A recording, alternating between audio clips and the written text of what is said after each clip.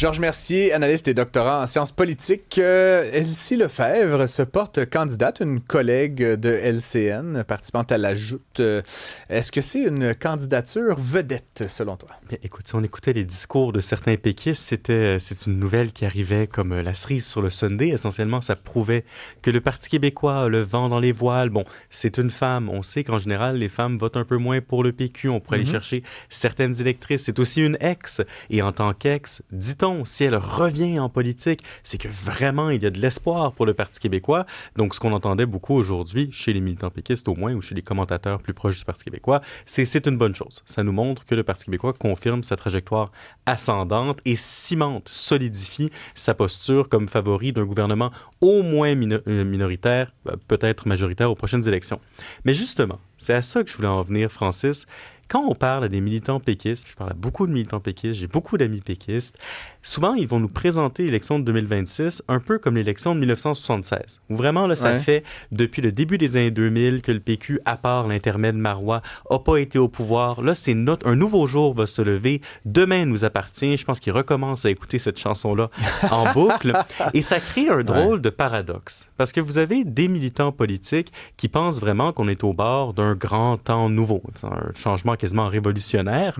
Mais au même moment, on n'a pas encore au niveau du PQ, puis on pourrait encore avoir des surprises. On n'a pas l'équipe qu'on avait en 1976. On n'a pas de Jacques Parizeau, on n'a pas de Lise Payette, on n'a pas de Gérald Godin, on n'a pas de Camille Lorrain. Bon, certains diront que Paul Saint-Pierre Plamondon a peut-être une stature similaire à celle de René Lévesque. On n'était pas là. Il va falloir qu'on fasse nos preuves là, pour accoter exact. Lévesque. Mais c'est vrai qu'on a un chef inspirant. Mais autour de ce chef-là, jusqu'à maintenant, on n'a pas des candidatures du tonnerre. Et c'est ça le drôle de paradoxe. C'est qu'on a un parti qui s'apprête à prendre le pouvoir, qui risque probablement de prendre le pouvoir, avec des militants gonflés à bloc qui sont persuadés qu'ils sont à l'aube de quelque chose de très grand, alors qu'au même moment, on n'a pas une très grande équipe, malgré tout le respect que je dois aux candidats, et surtout, on sent pas qu'on est au bord d'un vent nouveau dans la population. Cette élection-là, elle suscite pas un engouement immense. Puis j'appellerais, Francis, qu'on est quand même à 69 jours du jour du scrutin. On me dira, c'est les vacances de la construction, c'est l'été, c'est normal. Ben, si on était au bord d'une transformation sociale au Québec, ça se sentirait quand même un peu plus. On a quand même des gens comme Pascal Paradis ou Bérubé, bon, qui sont là, qui sont là depuis un moment dans certains cas, qui ont une certaine reconnaissance de marque. Là. Je vais faire mon analyste Ah non, mais moi, de la visibilité un instant, sans me prononcer sur le fond, parce que c'est pas des gens que je connais particulièrement bien. Tu sais, Joël Arsenault, là, je veux dire, je sais pas, là, il y a des...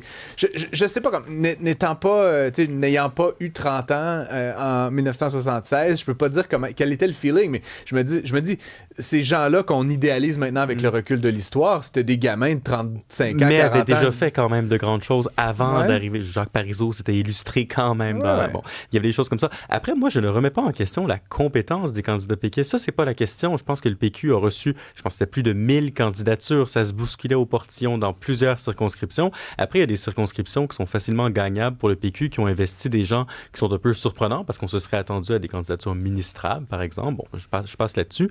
Mais les faits ici qui m'intéressent, c'est comment se fait-il que le Parti québécois, et depuis plusieurs années maintenant, là, est aux portes du pouvoir. Sa domination dans les sondages, elle est confirmée, elle s'est solidifiée. Le PQ est autour de 30-32% depuis longtemps. Dans notre système politique, c'est suffisant pour avoir une chance très forte d'être élu dans la plupart des circonscriptions hors Montréal, puis hors certaines régions. Donc, pourquoi est-ce qu'il n'y a pas de candidature plus impressionnante? Pourquoi est-ce qu'on n'a pas, je fais un truc très populiste, pourquoi on n'a pas d'effet wow en ce moment? Puis par candidature impressionnante, je parle de gens qui pourraient conjuguer une notoriété propre. Bon, Elsie Lefebvre, là, cette notoriété-là, on la connaît, on la voit sur nos écrans, d'accord, mais qui pourraient faire un vrai changement électoral. Je parle de candidats dont, dans certaines circonscriptions, si vous les voyez, vous vous dites « Ah, vous savez quoi? J'aurais voté libéral, j'aurais voté pour la CAQ, mais en raison de cette personne-là, je vais voter péquiste. » Ou pour le dire comme ça, on n'a pas de candidat pour l'instant qui pourrait vraiment acquérir au PQ des circonscriptions acquises à d'autres partis. Par exemple, le long de la ligne orange. Et je reviens donc à Elsie Lefebvre, que tu critiques à ta façon, mais je veux dire, bon, peut-être qu'on est blasés, nous, qui sommes dans les médias, qui voyons Elsie dans les couloirs 3 fois par semaine, mais j'ai l'impression l'impression quand même que, tu sais, ma mère, elle sait c'est qui Elsie Lefebvre, là. Tu sais, le monde, ils connaissent Elsie Lefebvre, elle est appréciée, elle débat, tu sais, avec vigueur, là. Je veux dire, encore une fois, je veux pas ni la glorifier, ni la réduire, mais je veux dire, c'est quand même une personnalité plus publique de premier plan, à la limite, beaucoup plus même que des entrepreneurs milliardaires qu'on pourrait imaginer qui sont complètement inconnus du public. Ce que je veux dire, c'est que c'est quand même un bon catch pour le PQ, non? C'est oui, écoute, l'ajouter sur la pile. Non, mais écoute, moi, je ne la connais pas, Elsie Lefebvre. Je ne préjuge pas de ses qualités. Je suis persuadé que c'est une personne combative. On dit qu'elle faisait un bon travail parlementaire. Elle a une longue expérience. Ça très bien, bravo.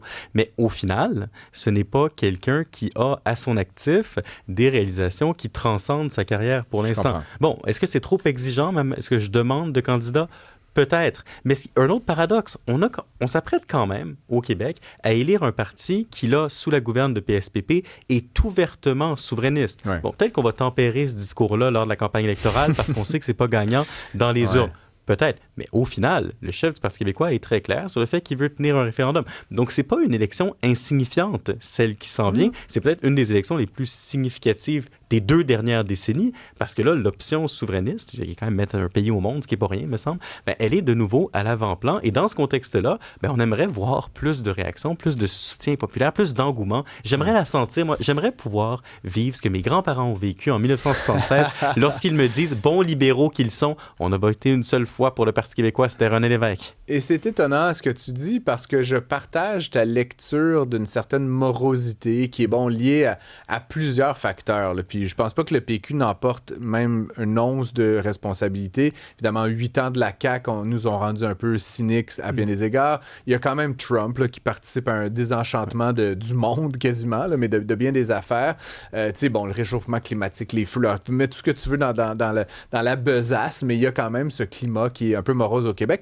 Paradoxalement, puis c'est le deuxième sujet dont on voulait discuter ensemble, il y a ce sondage qui nous vient du Canada anglais, là, mais quand même, et qui a sondé les Canadiens, dont les Québécois, et qui nous dit les Québécois sont la province dans tout le Canada qui sont les plus optimistes quant à l'avenir économique du monde, là, et donc, mais par plusieurs points de pourcentage, d'où nous vient cet optimisme soudainement? Est-ce que les Albertains seraient plus déprimés que nous soudainement? Moi aussi, ça m'a surpris. Bon, la différence n'est pas immense quand même entre les Québécois. 5-6%, là, je veux dire, c'est quand même... c'est vrai, mais je dirais qu'on est moins pessimiste, qu'on est plus optimiste. C'est peut-être que je suis plus cynique que toi, Francis. Il y a quelques éléments qui peuvent peut-être nous aider ici. D'abord, le taux de chômage est plus bas au Québec que dans les autres provinces. Les gens travaillent. Les gens travaillent, puis quand les gens travaillent, ça veut dire que tu as moins de chances de tomber sur quelqu'un qui cherche un job qui est déprimé. Fait que ça doit aider ta perspective sur l'économie. Après, il y a aussi le fait qu'on est peut-être un peu moins touché jusqu'à maintenant par l'impact des tarifs de Trump. En Ontario, lorsque vous voyez l'industrie automobile, d'autres industries qui sont directement frappées, peut-être que ça fait plus mal. Après, il y a peut-être juste un tempérament québécois aussi. On se classe toujours parmi les gens les plus heureux de la planète. Peut-être qu'on a tendance à voir le verre à moitié plein chez nous. Je ne sais pas. Mais c'est vrai que c'est curieux que en fait, encore une fois, la différence québécoise. Oui, puis là-dessus, je voulais t'entendre parce que j'ai une petite interprétation et soit tu la corrobores ou tu me dis que j'ai tout croche, mais j'ai le sentiment qu'à Toronto, pour y être allé souvent, on se sent un peu américain, là, au sens les Torontois, puis oui, on est les Canadiens, mais tu sais, il y a comme cette idée qu'on est dans la gang, on est carrément à l'autre côté du lac, là, je veux dire, tu sais, alors que le Québec, parce qu'on a une identité un peu revendicatrice, un peu rebelle des Amériques, un peu qui s'est forgée un peu par définition en n'étant pas eux, là, qui soient n'importe quel eux, là, Canadiens, Américains, etc.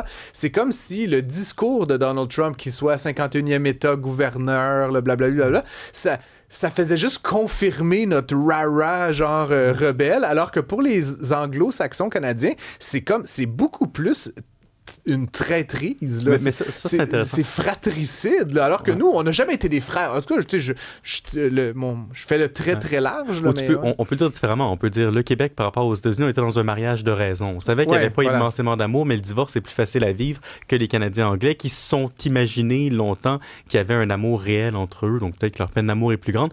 Le rapport du Québec aux États-Unis est intéressant. Un Québécois, c'est quand même une créature hybride qui a toujours été tiraillée entre les États-Unis d'un côté et l'Europe de l'autre côté. Peut-être que les Canadiens anglais ont moins ce rapport ambivalent-là. Cela étant dit, il y a un rapport d'affection à l'Angleterre qui peut être très fort chez certains Canadiens anglais, qui peuvent toujours s'identifier à ça, à défaut de s'identifier aux Américains. Très bien. Merci beaucoup. C'est toujours un plaisir de t'avoir. Puis on reprend ce petit débat demain. À demain.